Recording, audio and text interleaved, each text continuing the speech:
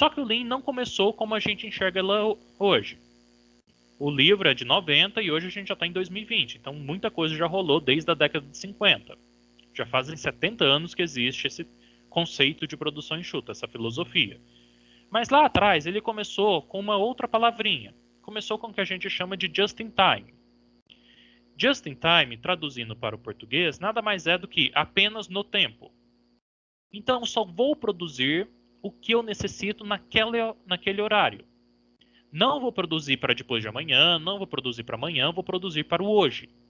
Hoje eu sei que eu vendi 30 unidades, vou produzir e entregar as 30 unidades hoje. Então, eu vou produzir os bens e serviços exatamente no momento em que eles são necessários. Logicamente, daqui a pouquinho a gente vai ver isso, é um pouco de utopia. Isso daqui vai considerar que meu lead time é 0. Então, o cliente pediu uma lata de ervilha. Eu vou apanhar a ervilha, vou limpar ela, colocar na salmoura, colocar dentro da latinha, embalar e entregar para o cliente em 0 minutos, porque ele quer agora. Lógico que isso não dá tempo de fazer assim em 0 minutos. Mas lógico também que vocês, como engenheiros, vão tentar melhorar, tendendo a chegar ao menor tempo possível. E isso que eles fizeram. Buscar o just in time, fazer apenas no tempo. O porquê que eles querem fazer isso? Quando eu elimino os desperdícios de produção, eu consigo entregar mais rápido, eu consigo produzir mais simples o meu produto. Notem a diferença. Se eu produzisse em sistema artesanal um vaso, eu demoraria um dia. Sei lá, o cliente chegou em mim, pediu um vaso, vou lá fazer ele artesanalmente. Igual lá no filme do Ghost, lá tem um fantasminha me ajudando, mas sou eu e só eu mesmo. Mas eu consigo entregar um vaso para um cliente. Agora, um cliente pediu um vaso e eu produzo de 1000 em 1000 e demora um mês para entregar. Por conta que tem que entrar no meio produtivo, produzir lá na minha indústria e tudo mais. Por que que demora 30 dias, sendo que um vaso artesanalmente demora um dia? Então, isso que o Lean começou a verificar que são desperdícios. Que o cliente não quer esperar esse tempo, que tudo que acontece na empresa não é bom. Que a gente tem que melhorar, que tem que reduzir esse tempo, quase como se fosse artesanalmente. Porém, mantendo a parte boa da produção em massa, que é a padronização e a intercambiabilidade de peças. Para fazer isso, o Lean focou no que a gente chama de desperdício de produção. E o principal desses desperdícios, que a gente começa lá no Just in Time, é com o bendito estoque. Igual comentei agora há pouco, o Lean abobina estoque. Não é para a gente ter estoque de jeito nenhum. Chegar em estoque zero mesmo. É uma utopia, novamente, não dá para zerar o estoque de tudo, mas a gente consegue reduzir muita coisa. Principalmente estoque intermediário. Estoque inicial e estoque final, às vezes vai ser necessário ter alguma coisinha. Por que que eles abobinam o estoque? Porque toda vez que eu tenho estoque, qualquer outro probleminha que acontece na produção, eu deixo de lado. Porque eu tenho estoque. Minha máquina parou, minha máquina quebrou, o que que eu vou fazer? Ah, vamos ficar calmo, não tem nada para fazer. Tem um tantão de peça ainda para ser montada no próximo posto. A produção não vai parar, eu tenho estoque. Ah, tem um produto defeituoso. Ah, deixa para lá. Tem outros 1000 no estoque. Então o estoque acaba obscurecendo os outros problemas da nossa empresa. Quando eu reduzo os estoques, começam a aparecer alguns probleminhas e aí sim eu vou ter que resolvê-los. Se eu tiver estoque, eu não resolvo, eu vou empurrando com a barriga. É normal da natureza do ser humano. Então, por exemplo, eu não tenho estoque e a máquina está quebrando demais. Em vez de deixar ela quebrar demais, eu vou ter que resolver esse problema. Já que eu não tenho estoque para suprir e a máquina quebra, vai me travar a linha inteira, eu tenho que criar coragem, bater no peito e ir lá e resolver. A peça ficou ruim, uma peça ruim. Eu não tenho outras 999, só tem aquela. Então eu tenho que fazer de uma forma que não saia a peça ruim. Tem que melhorar a qualidade do produto. Então todos esses problemas ficam escondidos quando a gente tem estoque. Porque o estoque acaba que a gente deixa empurrar com a barriga. Deu um probleminha em 1000, é só um. Agora, se eu não tiver o estoque, deu um probleminha em um, aí é 100%. Aí eu não posso deixar passar. Então, ao eliminar os estoques, que é um dos problemas do Lean, dos desperdícios que o Lean prega, eu encontro os outros problemas. Encontrando os outros problemas, eu vou eliminando eles. Pensando nisso, a gente chegou ao que a gente chama hoje de 7 desperdícios de produção. Atualmente a gente até considera um oitavo, mas vamos nos 7 primeiros. Como os desperdícios de produção, a gente tem 7. Superprodução, tempo de espera, transporte, processo desnecessário, estoque, movimentação desnecessária e defeito. O que é cada um desses desperdícios? Antes de ir em cada um, todos eles a gente vai tentar eliminar. Todos eles são ruins para a empresa, eu estou gastando dinheiro à toa. Mas vamos um por um aqui.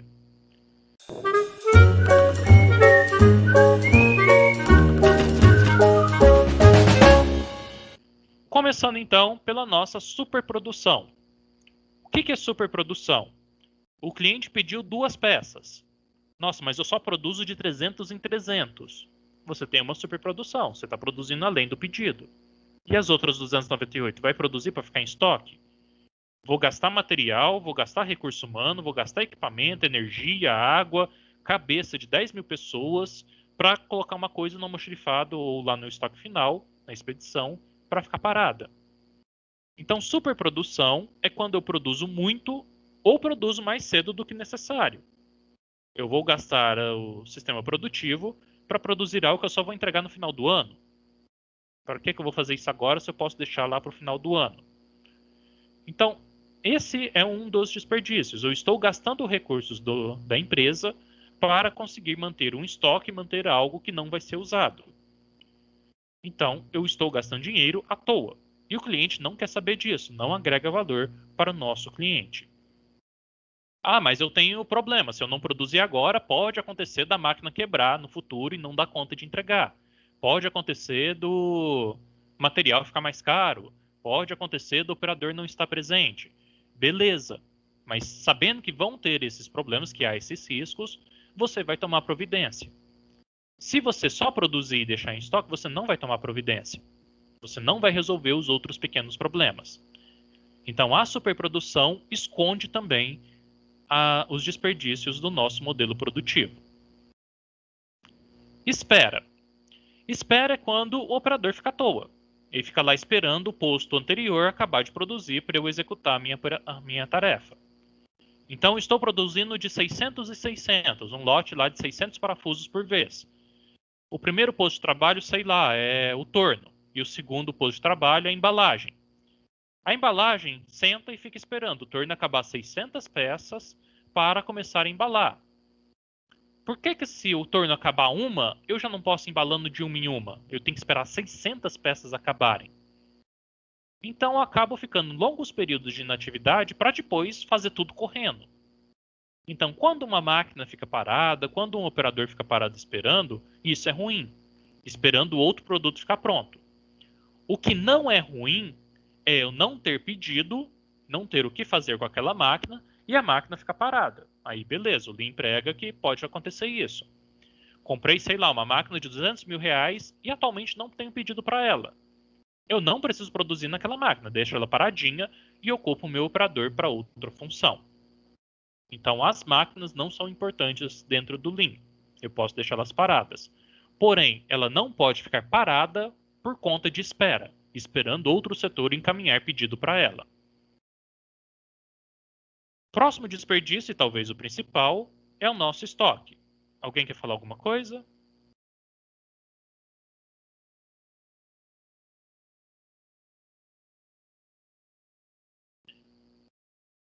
Alguém tinha aberto o microfone? Não, né? Beleza. Próximo desperdício nosso é o nosso estoque. Igual comentei, o Lean bobina. O estoque gera um armazenamento muito grande. E eu vou ter que gastar com esse estoque. Eu tenho que ter espaço físico, vou ter que contratar pessoa para ficar limpando e controlando esse estoque. Pode acontecer de ser um estoque perecível, eu posso perder itens que estão lá. Pode acontecer do estoque não me servir mais, trocou tipo um botão que eu tinha em estoque, agora não serve mais para nada. Mudou a moda. Então acontece muita coisa com o estoque, além dele atrapalhar os outros desperdícios, esconder os outros desperdícios. Então eu tenho que gastar para manter o estoque, inclusive o valor do próprio estoque é um custo bem alto, e não gasto no que é necessário para a empresa. Muito provavelmente vocês estão escutando que existem várias indústrias, vários comércios, tudo falido por conta da pandemia. Mas se você for lá dentro do comércio, lá dentro de uma loja de roupas aqui em Passos, por exemplo, e olhar nas prateleiras, as prateleiras estão todas cheias. Aquele produto que está ali parado é um estoque, e ali está investido um dinheiro. Eu não tenho dinheiro para pagar funcionário, não tenho dinheiro, sei lá, para pagar energia, mas o dinheiro está parado em material que não sai, não vira, não gira dentro do nosso estoque, dentro da nossa expedição. Então, o estoque é um dinheiro parado e é um dinheiro parado inútil. Eu poderia utilizar esse dinheiro para várias outras coisas. Sem brincadeira, já vi empresa que declarou falência com mais de 1 milhão em estoque, que não sabia o que fazer porque não vendia aquele estoque ou mesmo tinha estoque de matéria-prima excessivo. E é bom reduzir os estoques para a gente enxergar os outros defeitos. Igual a gente comentou, enquanto tem estoque, a gente vai empurrando com a barriga tudo o restante. Próximo desperdício é o próprio defeito. Eu gastei material, gastei ser humano, gastei energia, gastei recurso da empresa para produzir um produto errado, que não serve para nada. Então, o defeito, qualquer erro que acontecer no nosso processo produtivo, é um desperdício. Eu produzi defeito, gastei para produzir algo errado. Quer coisa mais inútil que isso? Então, cabe a vocês eliminar esse desperdício. Focar em qualidade, focar em mapas de processo, focar em jeitos de produzir, ao qual não gere defeito. Não lembro se vocês já tiveram qualidade, acho que sim. Tem lá a frasezinha bonita do Juran. Juran fala, faça certo da primeira vez. Se você fizer errado da primeira vez, você já perdeu dinheiro. Então, não posso ter esse desperdício dentro da nossa empresa. E se eu começar a produzir muitos defeitos, eu vou gastar com retrabalho, vou gastar com mais inspetor, vou gastar refazendo toda a peça. Gasto tempo e gasto recurso refazendo. Então, posso cobrar mais por isso. Então, vai gerar um retrabalho que é outro desperdício ainda dentro da nossa empresa. Outro item também que gera desperdício é o fazer errado. Meu processo está inapropriado. Eu não organizei, não melhorei o processo produtivo. Notem que isso daqui é bem parecido com o que a gente vê em produção em massa. Eu tenho que balancear uma linha bonita. Ela não pode ter perda de balanceamento. O operador tem que trabalhar no produto corretamente, não pode montar errado. Então são coisas básicas que a gente tem que ensinar ou reensinar aos nossos operadores, o nosso setor produtivo, para fazer certo da primeira vez. Para que eu não precise ter retrabalho, não precise ter defeito. Pode parecer bobagem, mas só de organizar o processo produtivo em uma empresa, você já ganha de 20 a 30% de produtividade. Só organizar, não precisa implantar técnica nenhuma, nem 5S eu estou falando. Só realmente de organizar. Porque os processos são todos feitos de qualquer jeito. Não existe engenheiro de produção na maior parte das empresas aqui da nossa região. Então, só de você chegar lá e organizar um processo, eliminando esse desperdício de processamento inapropriado, a empresa já ganha e ganha muita coisa. Igual comentei, de 20 a 30% de produtividade só em organização. Transporte excessivo é outro BOzinho que as empresas têm. Cuidado que o Lean separa o que é material do que é pessoa. No Japão tem essa característica desde sempre. O ser humano é tratado à parte do que como um recurso, igual no Brasil. No Brasil tudo é recurso produtivo. Pessoa, máquina, equipamento, a gente chama tudo de recurso. Mas do Lean, como veio do Japão, ele separa o que é recurso e o que é ser humano, gestão de pessoas. Pensando em recursos, bens, informações, materiais, aquilo que anda na nossa empresa. Por muitas vezes, se a gente pegar uma fita e medir o quanto que o nosso material circunda pela nossa empresa, a gente vai ficar espantado. É um zigue-zague sem parar. E vai para um lado, e vai para o outro, e conserta de um lado, e faz o buraco do outro, e por aí vai. Então isso nos gera um desperdício de transporte. O transporte excessivo, eu perco tempo movimentando o meu material. Eu poderia, em vez de movimentar, colocar tudo perto, acaba o material e já mando para a expedição. Então, transporte excessivo também é um dos problemas do Lean. Já quando a gente fala de ser humano, aí a gente chama de movimentação excessiva. Cuidado com esses dois termos. Transporte de materiais, movimentação é de ser humano. Então aqui nas fotinhas, por exemplo, a primeira fotinha da esquerda, o operador ia e voltava do almoxarifado num galpão o tempo inteiro para pegar as pecinhas e levar lá para o local dele. Tentaram colocar uma maquininha, uma empilhadeira para ele. Já melhorou um pouquinho, agora ele não precisa levar uma peça por vez. Mas depois melhoraram ainda mais, criaram um carrinho no qual ele vai no almoxarifado, enche o carrinho de peça e leva as que ele vai utilizar durante aquele período. Então, algo simples, eu consigo evitar o zigue-zague de pessoas. E, infelizmente, no Brasil e em vários outros países, o zigue-zague de pessoa é terrível. No Brasil, você vai ao banheiro, só que você não vai só ao banheiro. Você vai conversar de futebol, vai conversar da novela, vai prosear com alguém, vai contar os causos e por aí vai. E nisso já foi mais de hora de produção que você não produziu nada. Então, se o operador ficar mais quieto no canto dele, realmente produzindo, agregando valor ao produto, melhor para a empresa, aumenta a produtividade. Agora, toda hora ele tem que levantar e pegar alguma coisa, aí quebra o ciclo do operador.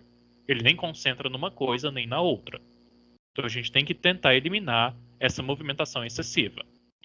Então, esses são os desperdícios da produção enxuta. O problema é que é complicadíssimo eliminá-los, por conta que a gente já tem uma filosofia, uma cultura de trabalho baseada na produção em massa. É comum você ir no supermercado e comprar um mundaréu de coisa e colocar na geladeira para passar a semana ou passar o mês.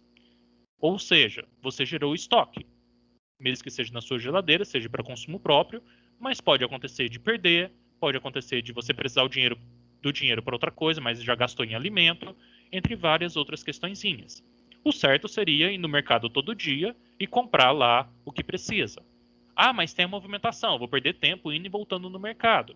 Bom, então vamos trabalhar o problema de movimentação. E se a geladeira for inteligente, a geladeira estiver conectada à internet e todo dia ela faz um pedidinho e te entrega em casa? Daí já é outra história. Então notem que há solução para todos os desperdícios. Cabe a vocês pensar um pouquinho mais sobre eles. O que dá para fazer na nossa empresa.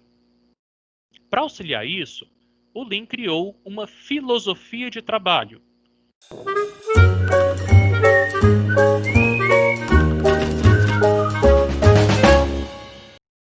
Dentro dessa filosofia, que é diferente de uma técnica você vai lá, aprende e aplica. Uma filosofia você tem que criar a raiz, criar a cultura dentro da empresa. Por que eles tiveram que fazer isso? Primeiramente, porque o Japão, na década de 50, o emprego era vitalício. Você entrava numa empresa e não podia ser demitido. Então, quem trabalhasse naquela empresa, se eu contratar alguém, como eu não posso demiti-lo até ele morrer, ele tem que criar uma cultura lá dentro da empresa. Atualmente é diferente no Japão, mas na década de 50 funcionava assim. Mas também a gente precisa criar essa cultura organizacional, porque se um não cumprir com as atividades do Lean, vai gerar desperdício da mesma forma para todo mundo. Então todos têm que estar alinhados a essa cultura de produzir sem desperdícios. Como que a gente faz esse ciclo? Primeiro tem que fazer todo mundo analisar como que estamos agora, como que a empresa está hoje. Depois, entender que é necessário fazer mudança, que se eu ficar da mesma forma eu vou perder mercado e vai todo mundo estar demitido daqui a um tempo. Ver como que eu analiso essas mudanças e melhoro, detalho a implementação de melhorias, faço a melhoria em si e estabeleço para onde que a empresa quer ir. Quer queira, quer não, é um ciclo do bendito PDCA. Vou planejar, fazer, checar e agir. Porém, o Lean chama dessa forma aqui. Como que a gente chega lá e como que a gente converge para dentro do funcionário essa cultura de produzir sem desperdício. Então, é necessário que a gente crie uma cultura organizacional que funcione o Lean. Não é tão simples, só implanta a ferramenta e todo mundo vai trabalhar daquele jeito da agora para frente. O maior exemplo disso é o bendito 5S. 5S, na sua essência, é bem simples. Manter organizado e limpo o ambiente. Eu organizo um dia, no outro dia já está tudo bagunçado de novo. A gente não consegue manter essa organização. Não é cultura nossa. Então, só que mesmo sendo uma filosofia, o Lean lida com várias ferramentinhas, várias técnicas que a gente pode ir implantando aos poucos na empresa. Não dou conta de implantar uma nova cultura organizacional, mas algumas ferramentas eu dou conta de fazer. Por exemplo, posso criar um mapa de fluxo de valor, que eu desenho o processo produtivo. Posso, em vez de soltar aquele mundaréu de OLP, trabalhar com um sistema de produção puxada, que é o Kanban Hit Box. Posso organizar e limpar o ambiente, que é o 5S. Posso montar um layout celular, para que a perda de balanceamento seja o menor possível e eu tenha flexibilidade de produtos. Posso criar um sistema à prova de falhas. Está acontecendo muito defeito em determinado produto, em determinada situação, eu tenho que criar uma forma de nunca mais acontecer aquele problema. Posso reduzir os setups, posso não fazer as máquinas quebrarem, que é a manutenção produtiva. Posso melhorar a cadeia de suprimento. Toda hora alguém me entrega uma coisa em vez de eu ter aquele estoque gigantesco. Posso trabalhar com gestão visual, apresentar os resultados, apresentar o que está acontecendo na empresa para todo mundo.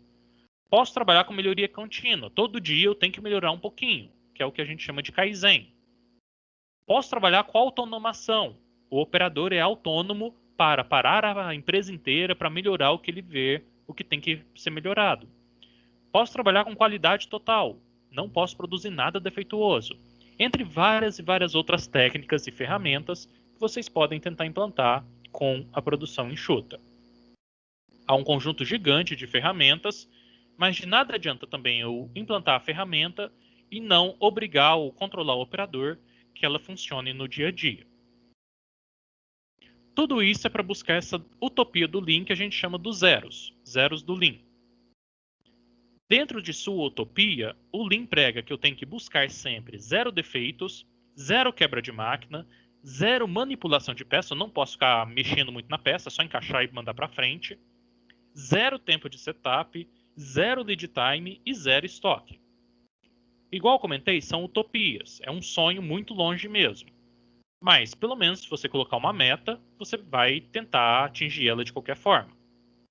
Então, a ideia é ter esses zeros em mente, fica na sua cabeça que eu tenho que conseguir o máximo possível para chegar perto desses zeros. Algumas dificuldades que a gente tem quando a gente vai implantar o Lean, a principal delas é essa primeira. Eu tenho excesso de complacência. No Brasil, a gente é acostumado também a passar a mão na cabeça. Ah, deu errado uma coisinha. Ah, que pena. Vamos abraçar a pessoa, vamos trabalhar para ela não ficar triste. Em vez de ir lá no problema e resolver o problema. Então, o excesso de complacência no nosso meio produtivo, a gente acha que é uma família, que não pode falar mais duro, nem nada do tipo, acaba atrapalhando o nosso meio produtivo. E também o jeito dos nossos operadores. Se a gente começa a falar um pouco mais duro, ele já vai embora da empresa. Então eles também não aceitam muito bem a hierarquia. Então tem que tomar cuidado para não ser muito duro, mas também não pode ser complacente com qualquer coisa. Deu um problema, não deixa para lá. Vai lá e resolve o problema. E o desafio maior é mudar as crenças e valores. Aplicar uma ferramenta é simples. O problema é fazer essa ferramenta pegar todo mundo, aceitar e comprar a ideia de que ela tem que funcionar. Isso talvez seja o pior do Lean em vários países. Não só no Brasil. Estou dando o exemplo do Brasil que a gente está aqui. Mas o Lean também não funcionou em boa parte dos países latinos. Itália também nunca deu certo, entre vários outros. Então, tem o porquê dessa cultura funcionar bem nos países asiáticos. Mas nada impede de, em vez de implantar filosofia, implantar ou modificar alguma técnica para melhorar o meio produtivo.